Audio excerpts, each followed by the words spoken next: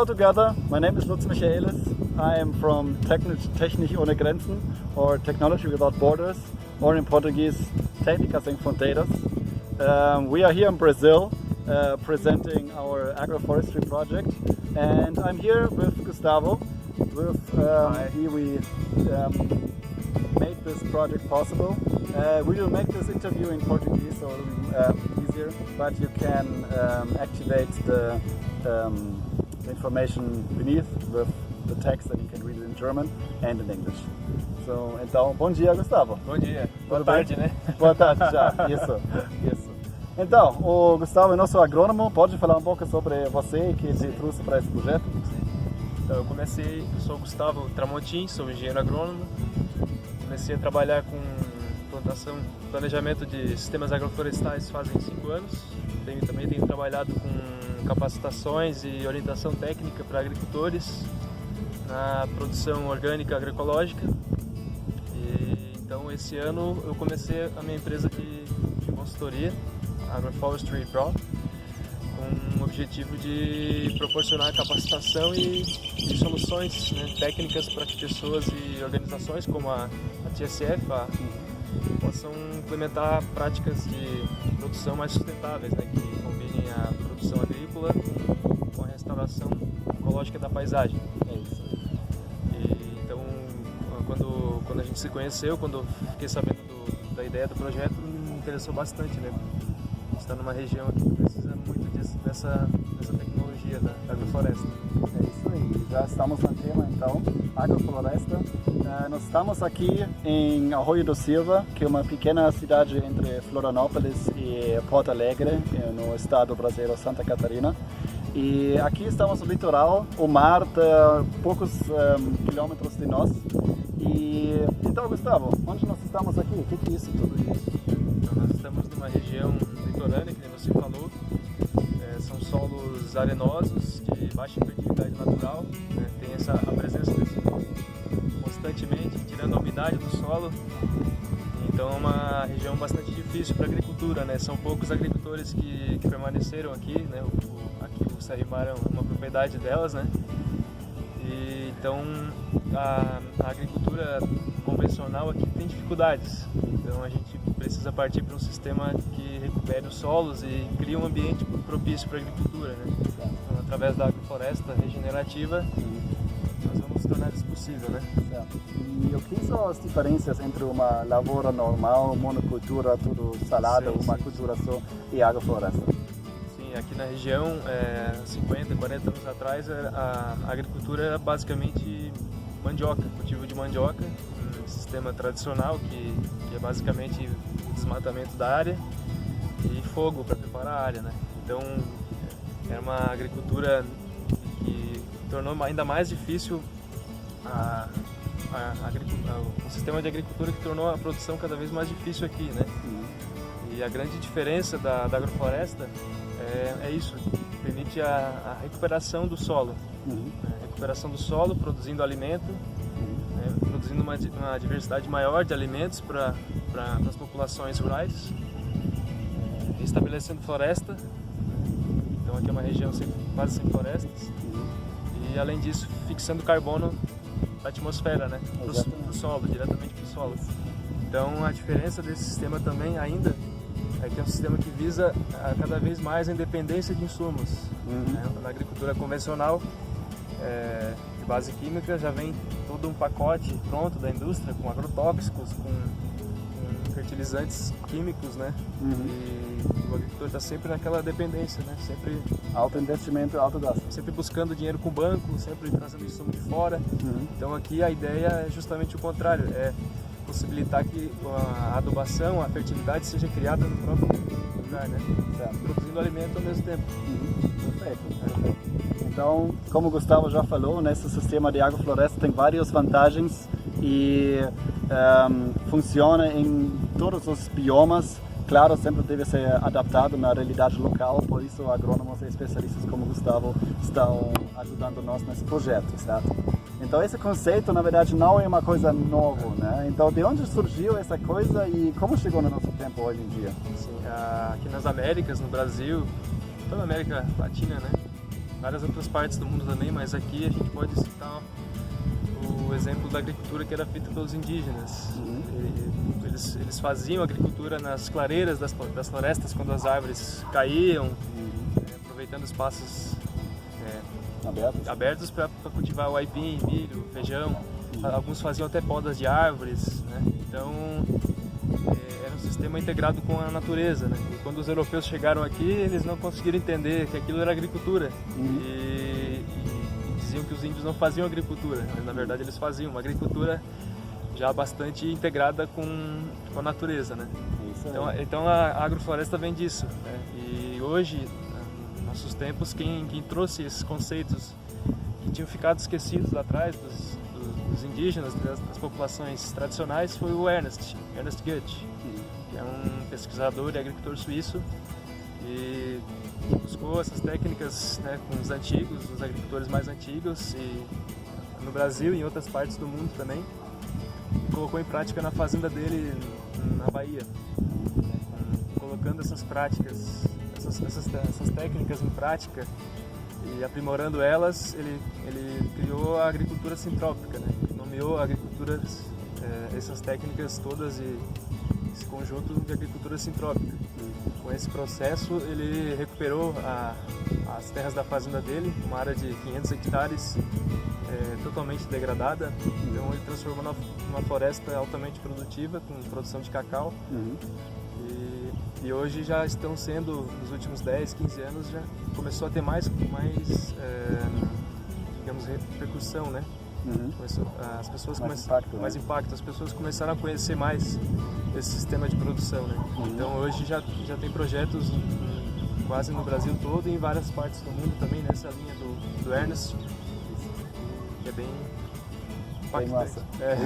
Isso. Então, inclusive, a produção da fazenda do Ernst em Bahia, no norte do Brasil, no nordeste, o cacau é um dos melhores do mundo, né? E ele até está exportado também. Isso aí. E é orgânico também, sem química.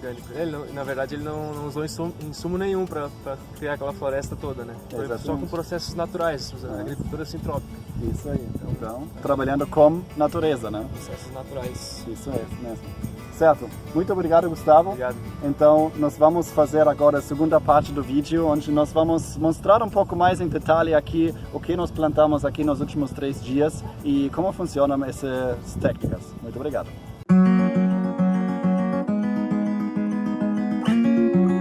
Hello together, welcome to our second part of the video.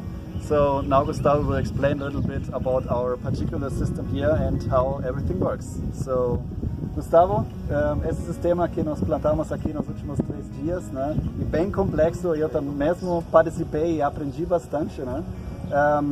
Para nossas pessoas que estão assistindo esse vídeo, infelizmente por causa da Covid, nós reduzimos os nossos voluntários aqui bastante e sempre somos na área aberta, né, mantendo nossa distância. Por isso, essa implementação demorou um pouco mais, mas essas foram as precauções que nós usamos para evitar a propagação do vírus. Mas vamos olhar agora para o sistema, né? O que nós vemos aqui, como funciona? Sim. Então esse sistema que nós plantamos aqui no Serrimar é uma adaptação da agricultura sintrópica do Ernst, que é totalmente independente de insumos, para um sistema mais de rentabilidade num maior curto prazo, né? Um sistema que se encaixa também na produção orgânica. Nós começamos fazendo uma adubação orgânica, né, bem completa, com pós de rocha, composto orgânico, cinzas de casca de arroz, que é um material que tem bastante disponibilidade nessa região, né? E preparamos o solo, como se faz na agricultura orgânica, né? Fizemos uma cobertura de solo com esse material,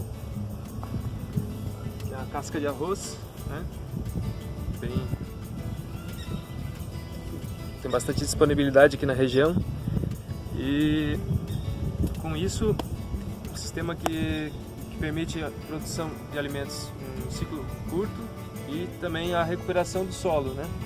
Nós introduzimos espécies de serviço como o eucalipto, plantadas especificamente para a função de poda, e com essas podas o sistema melhora bem rápido.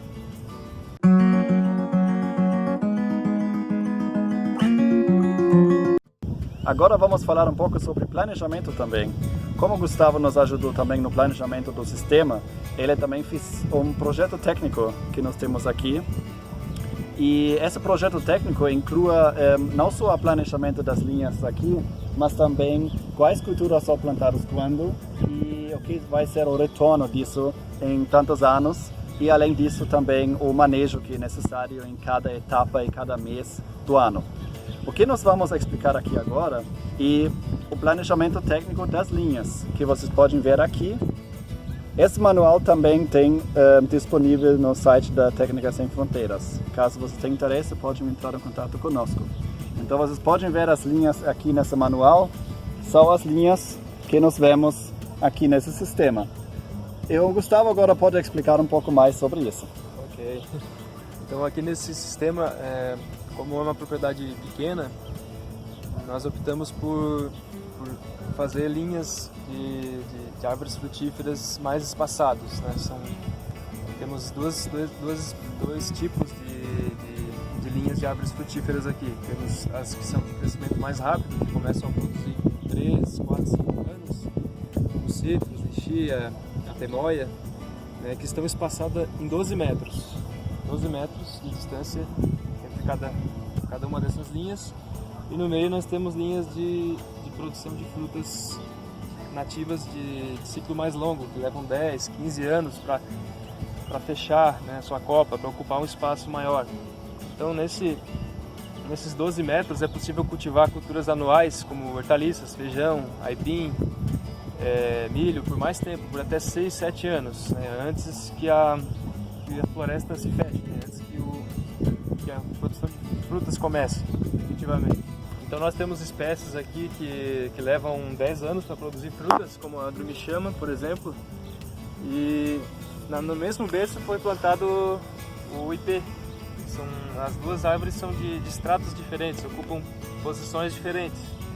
Então é possível que elas convivam por bastante tempo juntas, né? E não plantamos somente elas, plantamos o próprio aipim, milho, feijão, eucalipto. Então todas essas plantas formam um organismo, né, que vão tornar o ambiente mais fértil e mais propício para o desenvolvimento de uma árvore nativa que leva 15 anos para crescer.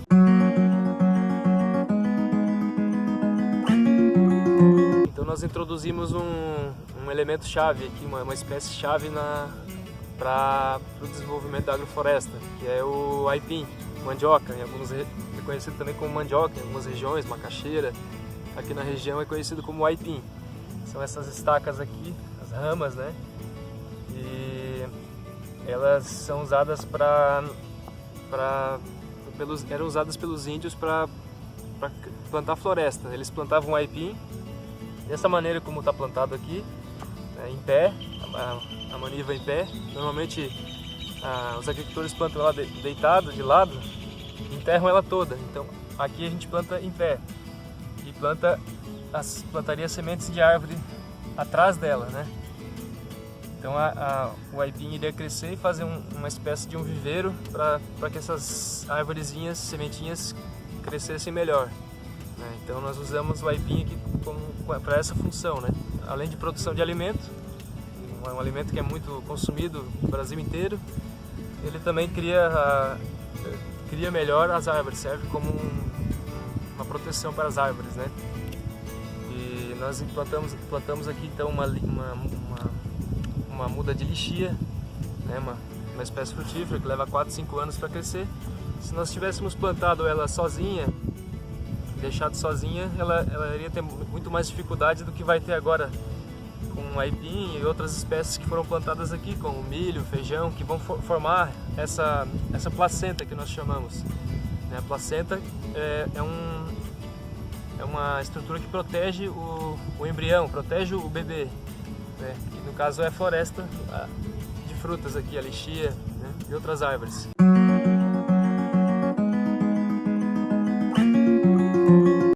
Um outro elemento muito importante na agricultura sintrópica são as podas.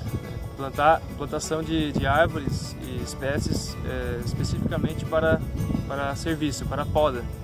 Então aqui nesse caso nós plantamos o eucalipto.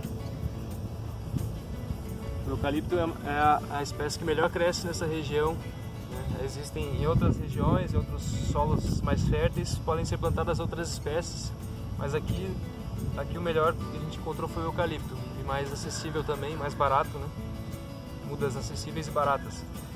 E o eucalipto aqui ele foi plantado, não é plantado como na monocultura, né? Ele foi plantado num espaçamento adequado, né? Vão ser raleadas as plantas conforme o tempo, e ele foi plantado especificamente para poda, ou seja, a partir de 6 meses após o plantio nós já podemos começar a fazer podas. Essas podas vão gerar material orgânico e vão gerar formação de crescimento também.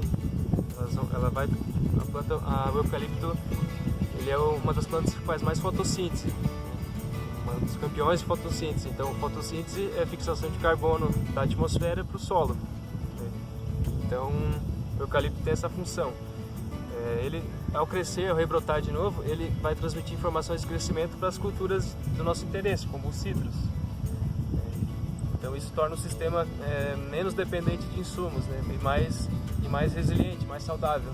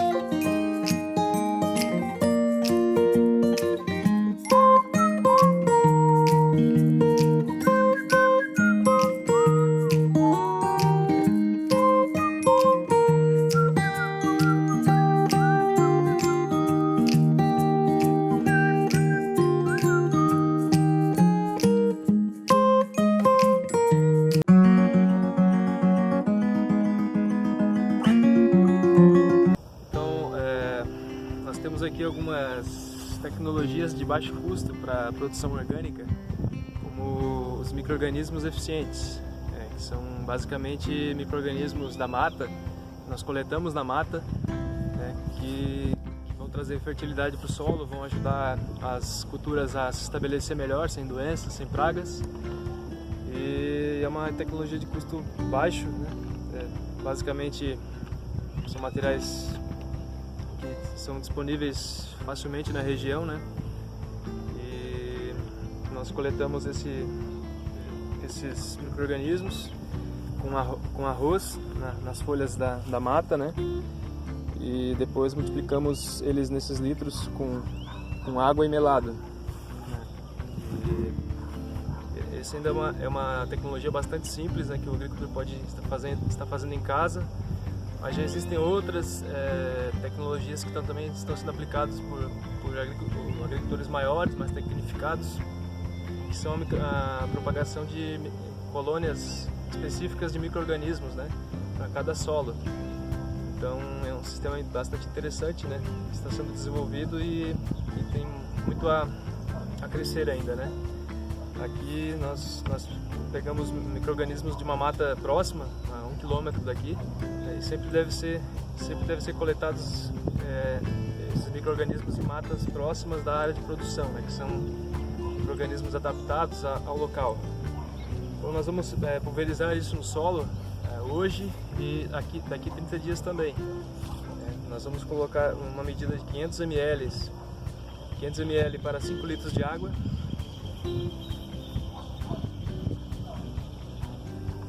O olho aqui.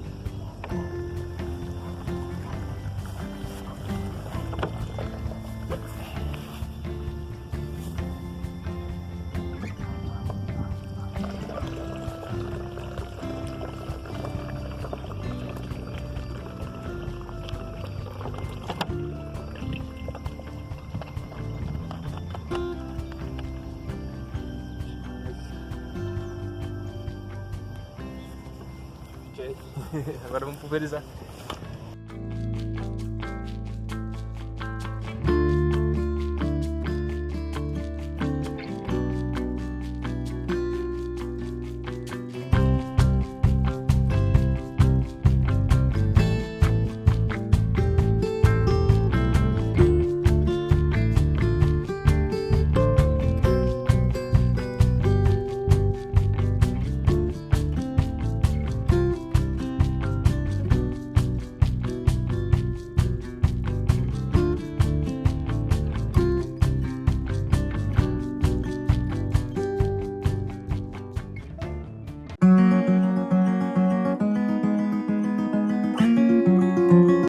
Hello together.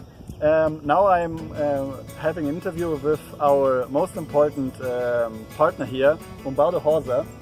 He is the proprietor of Serra e Mar, and of course we also speak in Portuguese because that's a little bit easier for him.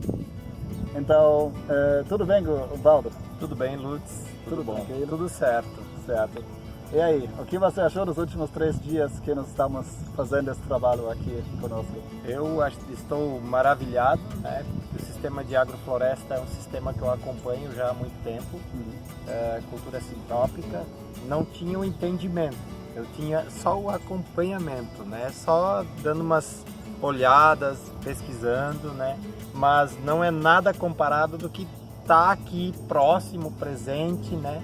Ter um profissional da área, Gustavo Tramontin, que a gente agradece um monte pelo empenho, pelo trabalho, pela dedicação.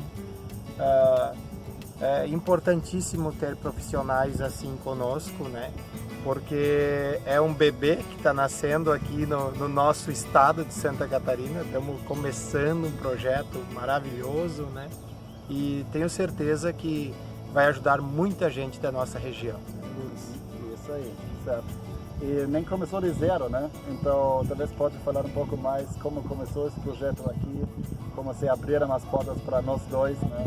Para nós, desde o início, começamos a sonhar esse projeto aqui. Exatamente. Nós nos conhecemos através do Rotary Club, né, Lutz? Fomos apresentados, temos um companheiro em comum aqui, que é o Luciano. Eu tinha um sonho de plantar muitas árvores, né? E ele simplesmente disse: eu tenho o cara que vocês dois têm que conversar e tenho certeza que vocês vão se acertar muito, né? Então aí nos conhecemos, eu e o Lutz, e fomos apresentados, e aí começou todo esse processo de conhecimento da área, conversações, fizemos um projeto junto com as crianças aqui da escola, né? Certo. E nesse projeto que a gente fez com 140 mudas, né, Lutz? Eu falei para o Lutz do meu sonho que era nesse lugar, nesse espaço, que é a propriedade Serra e Mar, são 7 hectares. A ideia era plantar no mínimo 2.000 árvores, lembra? No mínimo? No mínimo 2.000 árvores, ou entre outras culturas também. E hoje, com o sistema de agrofloresta que chegou. A gente, eu acho que vai passar desse número, se Deus quiser, né? Vamos ampliar ele, né? Fizemos um projeto aqui, começando, né? E vamos ir plantando árvore, vamos reflorestando.